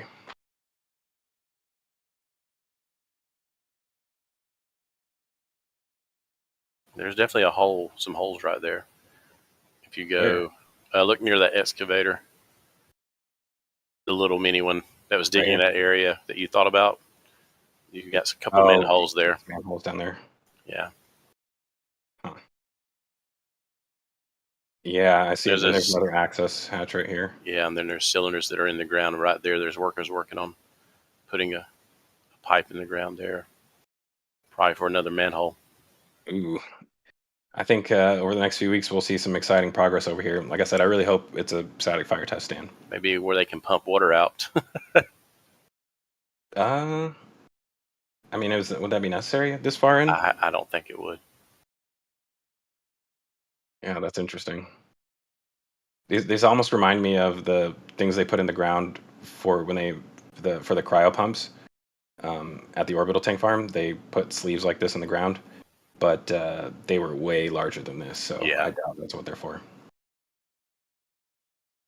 All right. Well, that's really all we have going on at the suborbital site, although we're still waiting on the first static fire test of ship 26, so that's been taking forever at this point.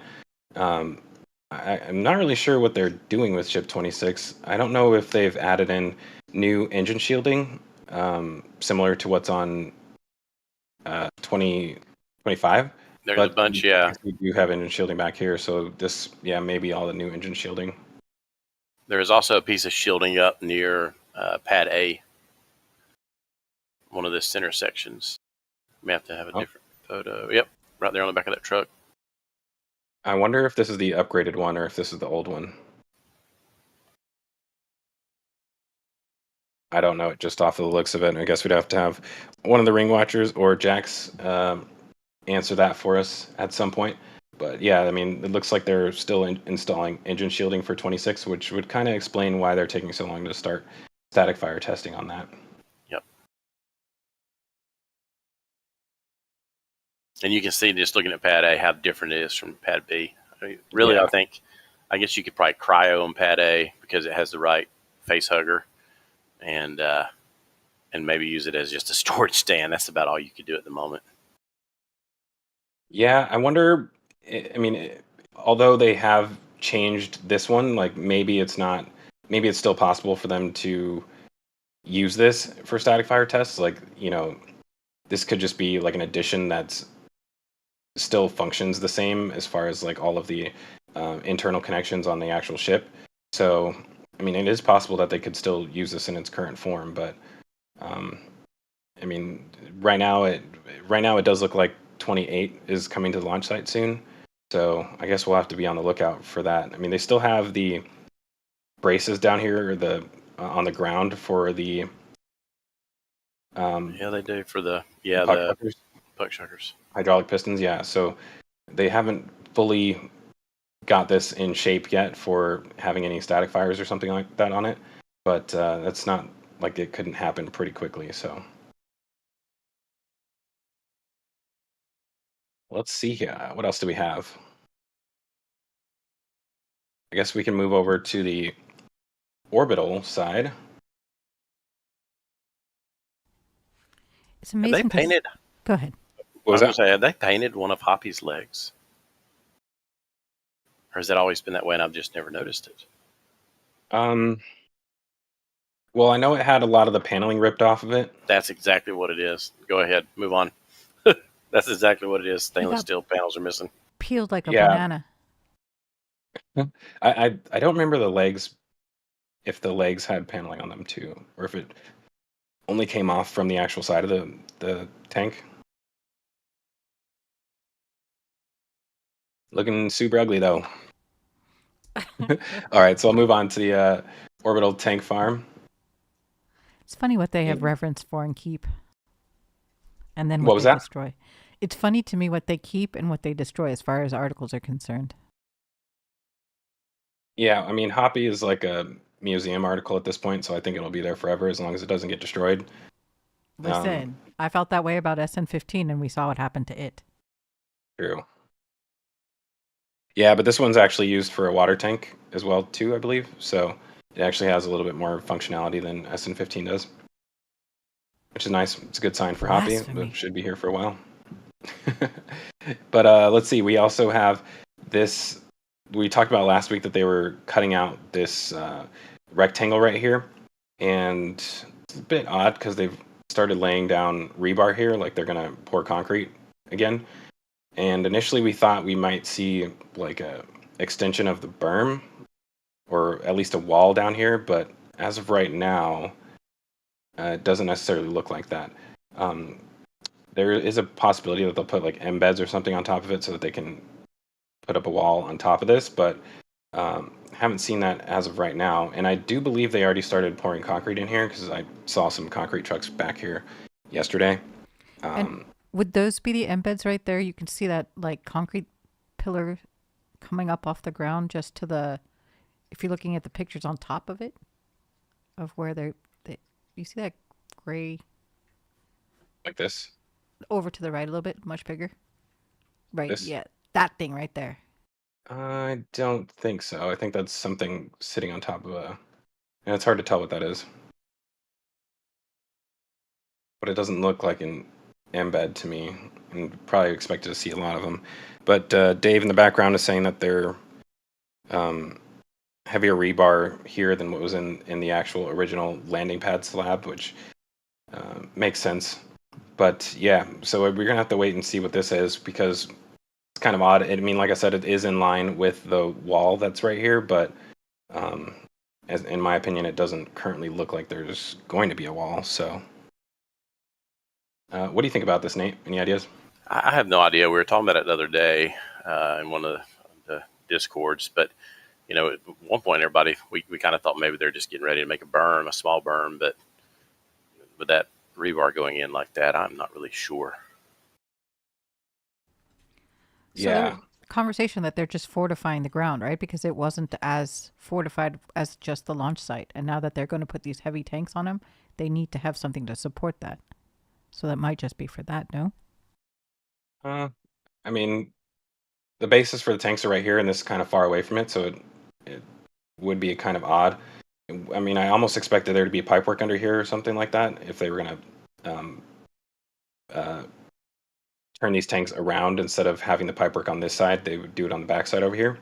But I mean, they're not burying anything in the ground here, so it's a little bit odd.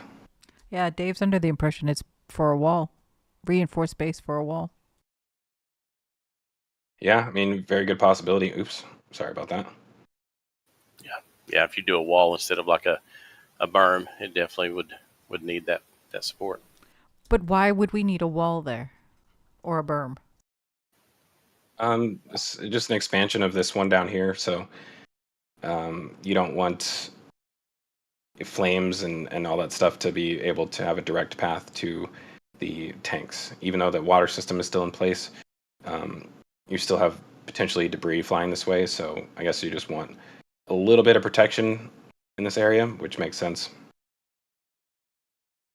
What's really going to be interesting is how they redo all of the cryo offloading areas once this is complete, because at least for methane offloading, it looks like they don't have a lot of space for it unless they move it along this wall and have to have the trucks back in here to offload methane.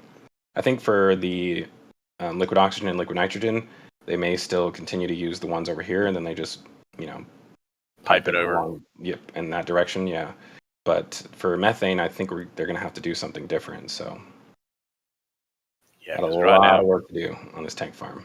well, they got like 3 spots for methane, and with what they're building there, it looks like they're going to drop it down to 2. Mm-hmm. Yeah, so that'll be interesting to see how they do all this expansion work. And again, we mentioned earlier in the show that they do have 3 tanks that are at the port right now, and it's a possibility that they could be for this area, but I do think that they're too small. I'm really expecting big tanks like this to be put down here because just of how reinforced these bases are. But yeah, we're gonna have to keep our eyes out on that, and maybe some more tanks will show up at the port soon. That'll kind of answer the question for us. So what else do we have back here? The orbital tank farm upgrades are kind of stalled to some degree because they're not really trying to fully install all of this yet, it appears. So last week we showed that they were installing all of the wiring for the actual motors, but they haven't put any of the pipework that actually connects to these manifolds where your nitrogen, or sorry, this was liquid oxygen supply and the discharge out of the bottom of the tanks. So they haven't started that stuff yet. Let me see if I can find some good ground images for this.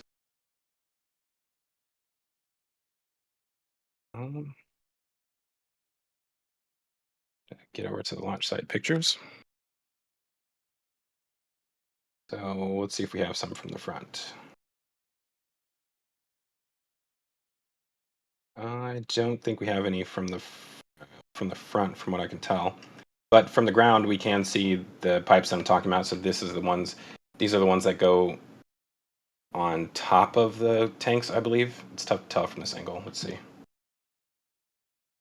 Oops, that's not helping. Yeah, I think these ones go on top of the tanks. So if we go back and look at these from the side, you can see that here. So they essentially come up like this from the top of those tanks, and it connects. It will end up being integrated into this piece right here. So they'll have to cut this off and splice those in essentially. And then they'll have to route them around the backside as well too. So they have not started any of that work, but they're at least set up for it. So hopefully that'll go pretty quickly once they actually get around to it. Really wanted to show that from the front, but I don't think we're going to be able to do that. I'm going to scroll through these images really quick just to see if I'm missing something. Oh, here we go. Yeah, I guess you can't really see much from the ground level. So cancel that. Well, you can Yeah. see the pumps and things like that. You can see the hippos. You can see that they're not connected. Yeah, I mean, it does look like the wiring is completed on the actual motors, though. So those are probably ready to go once they are ready to finally activate all this and install the remaining pipework and whatnot.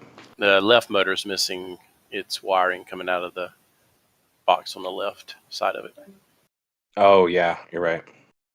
So I guess they have one more to do. I take their not being too bullish on this as good news. Yeah, I mean, if they did start working on this, then that would be a sign that there's a lot more delay in between the next launch than we're currently expecting. So the fact that they haven't started it is kind of a good sign. Yep. Now And to I get guess rid of the that's- dents on those those big horizontal or vertical tanks. On the Lego I pad. don't think we'll see anything else happen with those ones, unfortunately. They're not going to get that suction cup thing that you pull dents out with? I think they've done just about as much as they can with these. Yeah. Yeah, they're just going to look like this until they get rid of them, which hopefully they do.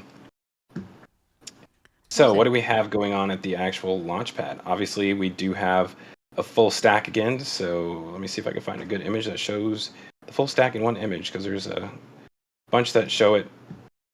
Okay, that's not what I want.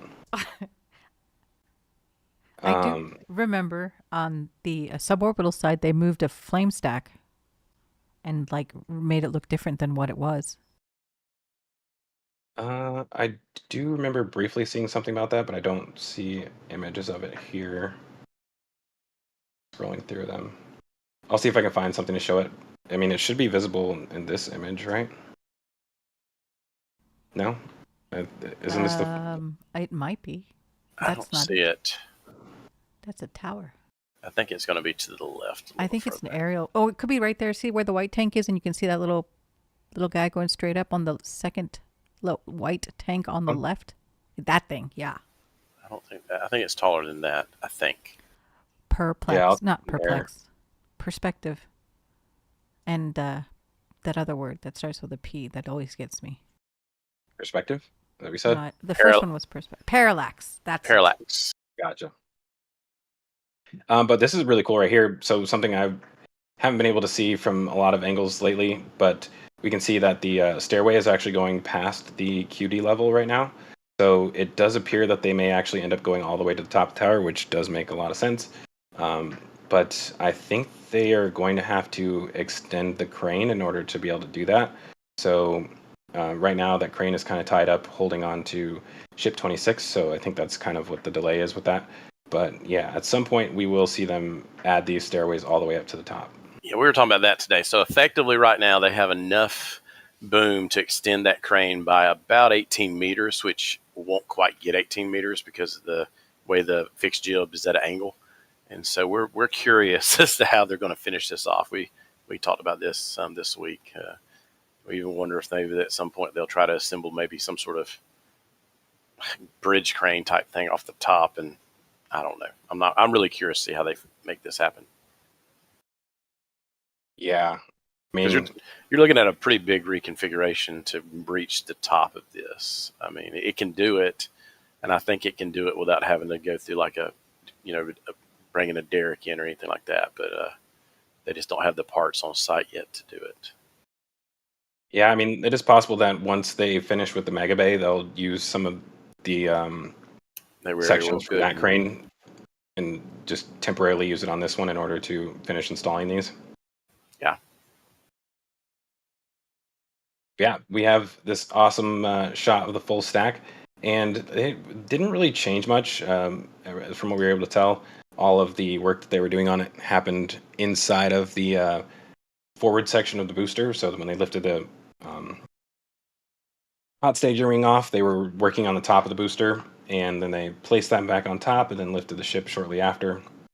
And we haven't really seen too much difference with either vehicle, so not 100% sure what all they were doing.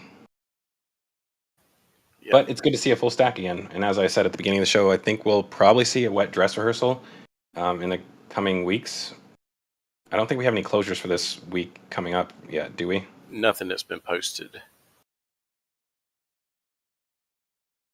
Yeah. Well, they can always come in at short notice, but I would expect to already see some closures listed for this week if we were going to see a wet dress rehearsal. But as of right now, we do not have that. Yeah, the last closure they had was the one that was for overnight, 12 a.m. to 3 a.m. today. So it was a rolling closure. Another one for tonight, you said? It was from 12 a.m. to 3, so it would have been this previous night, if that makes sense, in the morning. So for today, but it was earlier today. Right, and that's when they moved the ship or the booster test stand over to Massie's. Yep. Or sorry, the Sanchez site. That's right. Actually, I think it's in the build site, but somewhere in that area. Yeah. Yeah, so we have the full stack. There haven't really been much work down here. I mean, they did replace these areas with fondag, so you can kind of see that they've removed the covers from these. I think they had some sort of cover on the top of it where they were trying to keep it moist. But right now, it seems like they have finished that. And, with the amount of time that we have until this launch happens, hopefully it'll cure enough so that we don't have any more cracks when they do their next... Well, I guess we won't see a static fire, but when they actually launch off of this. So that'll be the next big test for the fondag. But, everything else seems to be ready to go. They have, obviously, the lifting pins or the alignment pins removed and all of this painted. So they're pretty much ready for this launch once they actually get permission. Yeah, it's looking done. Another thing that's happened too is there's only, we have two ships, 25 and 26 there at the launch site, and they took one stand away. And so it really gives the idea of they don't want to destack 25 other than doing FTS. So. Yeah, I mean, and with ship 26's test or transport stand here, they could, if they do need to lift 25 off, temporarily put it on that one. Exactly right. Yeah. I guess we'll have to wait and see what they end up doing, but I mean, it is a good possibility that we won't see. Wait, sorry, we don't know if they did any of the FTS work, right? I'm assuming they didn't. We didn't see anything that gave any indication. I don't know if we've had a good picture of that part of the ship or not, where you can see if they're still open. That picture you had earlier might actually, that first full stack picture might show it. Let's see. Kind of. Oh, I gotta get that other image. Yeah. Stand by. This one, that's not quite there.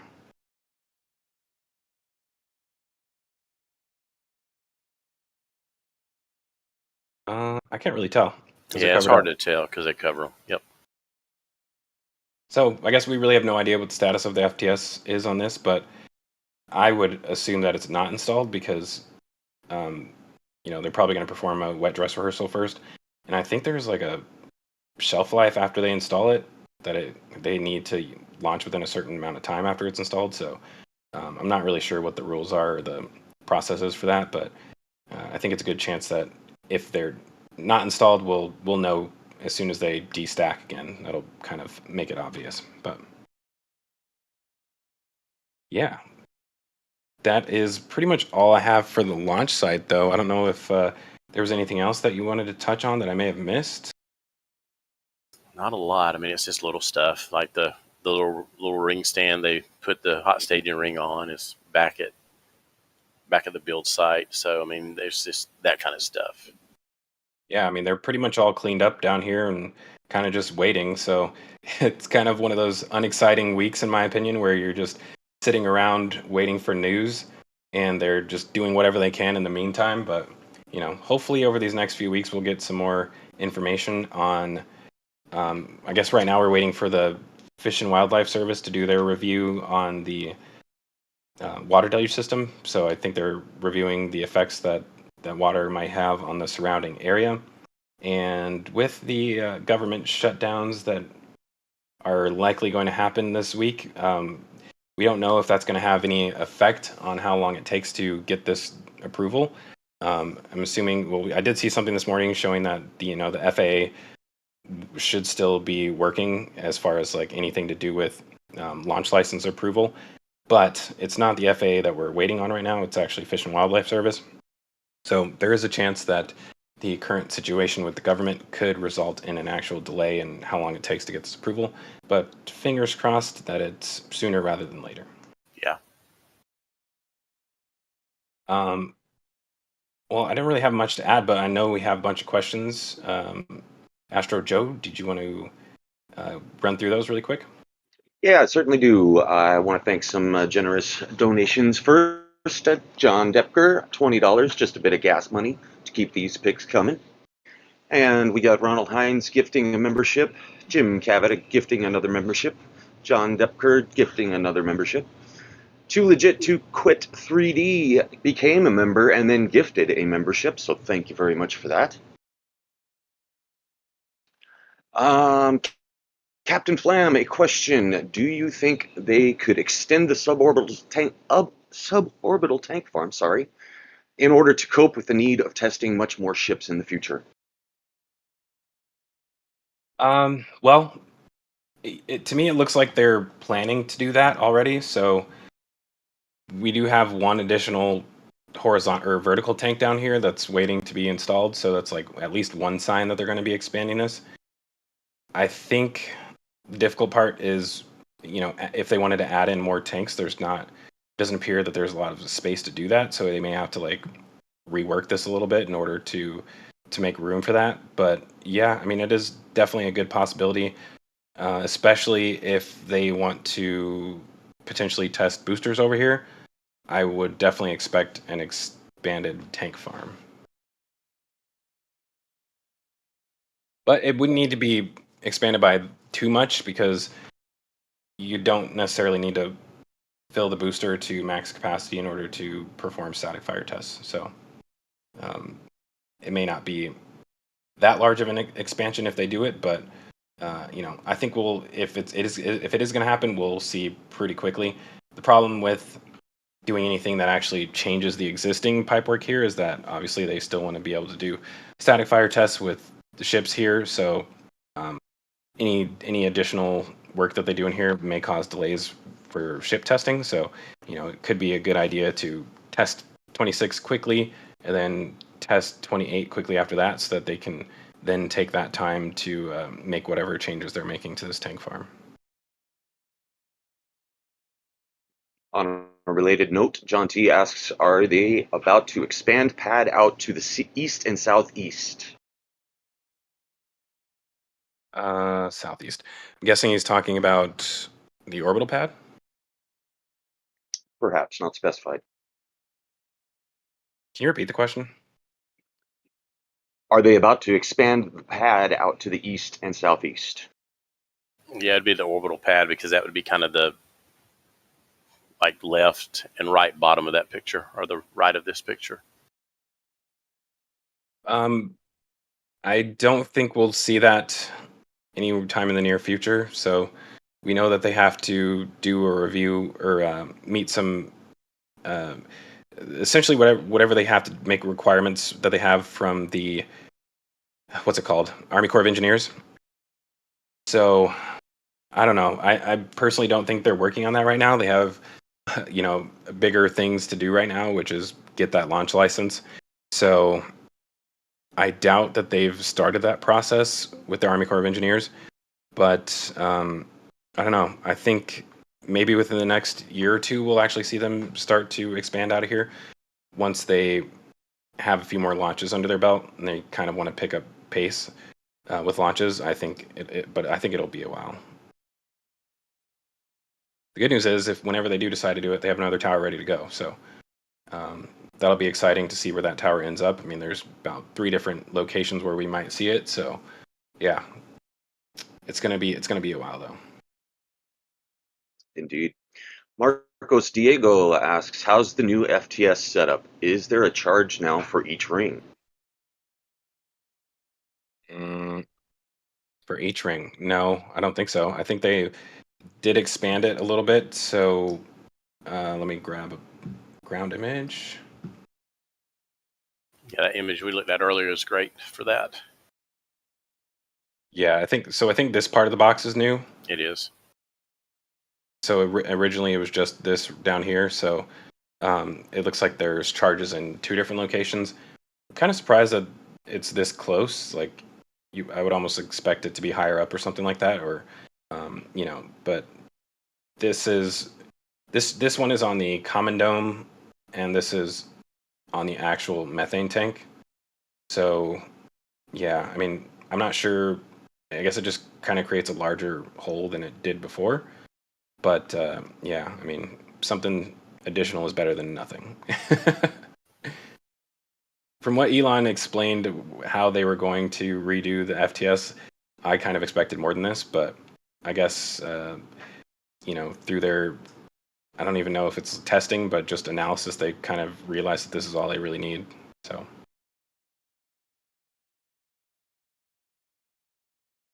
Cool. Any more questions? Yeah, Cosmic asks, have they added more stuff to the SQD? Not as far as we know. Yeah, apart from the little door that'll close as it retracts, that's the only thing I know that they changed.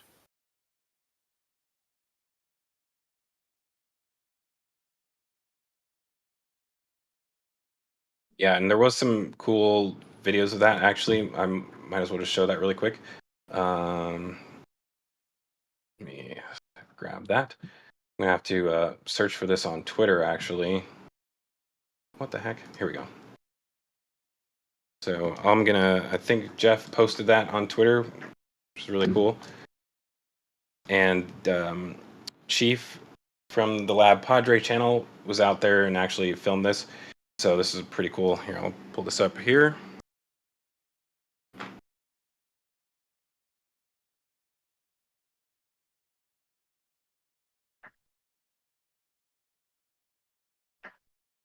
I love how it closes like a screen door on a back porch that doesn't have a latch. Right. Yeah, it's really, I mean, a lot of people are kind of expecting this to protect the QD from flames, but that's not really what it's intended for. So more than anything, you're just kind of protecting all the valves and stuff from the environment. So you don't want birds or dirt getting in there in between the valves, because then whatever's on top of those valves ends up inside of the ship. So you want to basically keep it as clean as possible, and that's essentially what that door does. It's not really to protect from flames. So by the time the booster reaches this height, this arm should be well out of the way where it's not being impacted by direct flames. So yeah, it's all for cleanliness, but I love the way that this door slams shut. It's a really cool mechanism. I can just hear the back door at my grandparents' house back in the day. Right. Yeah, exactly. That wood clap noise. All right. Was that our final question of the day?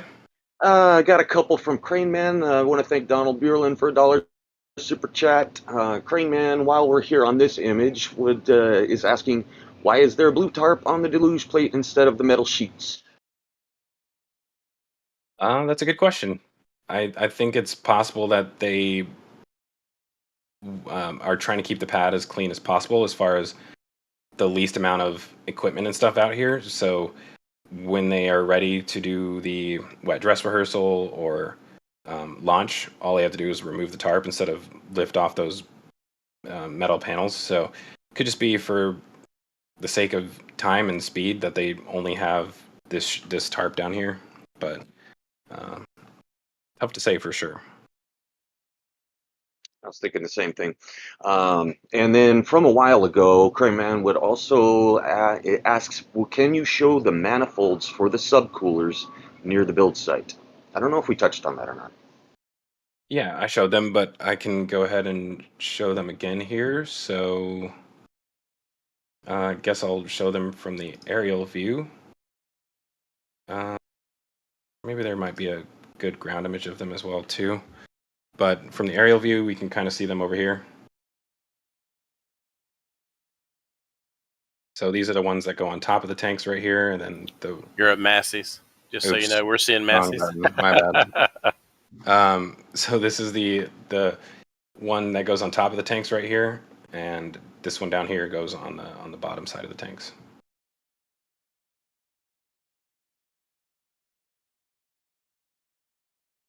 Cool. Excellent. And then a final super chat from Ulrich Mueller, a €10, asks a question, what about building another high bay left side next to the existing and moving that office into the Star Factory or to the ground that they are able to buy after the court in December?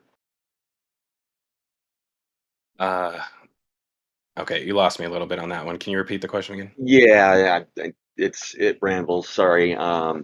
What about building another high bay left side next to the existing and moving that office into the Star Factory or to the ground that they are able to buy after the court in December? Yeah, that's actually a good question. That's something I was thinking about because I refused to accept that there's not going to be another bay. So, yeah, I mean, there is a chance that you can end up having office space in here. And I mean, with the way that this ground is cut right here, there is a possibility that on the front side of the building, you could have like a little, a little area coming off the edge of it. Because, I mean, the way they have the concrete cut down here doesn't really make sense right now.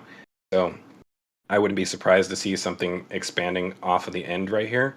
And if that was the case, then, essentially this Stargate building theoretically could get moved to the front right here. And, you know, that would allow them to place another bay here and also still have room to move boosters and ships out of here. But yeah, I mean, at this point, that is probably the only location where it can go.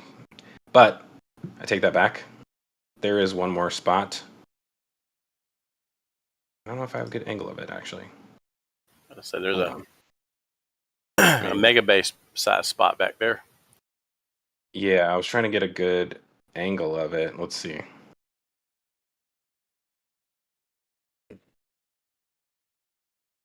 I mean, yeah, right here. Yeah. So theoretically, you might be able to fit another one right there. Kind of out of the way, as far as like where the Ringyard is, but it's not impossible. There is some hope that we may see another one. That's where they're going to put the mega warehouse, and that's when they'll start storing them inside. Yeah, somewhere where they don't need to be out in the Rocket Garden. Yep. That would be kind of cool. All right. Well, I think that may be our last question for the week, correct? That is, want to give a quick thanks to Pumpkin for a €6 donation. Thank you all. And then I wanted to read the sentiment from Crane Man from the $15 PayPal donation. Hi, RGV team. Thanks for all your effort to bring us the latest developments from Boca Chica, Texas. My donation for snacks for Sunny. Regards, Crane Man. Thank you, sir. Awesome. Thank you for your donations, Crane Man, and thanks everybody else who donated this week, both the super chats and the memberships. We really appreciate the support that you guys give us every week. It makes it easier for us to continue doing this and coming back all the time. I actually won't be here next week. I'm going to be at work, but I'll only be gone for 1 week this time instead of 2.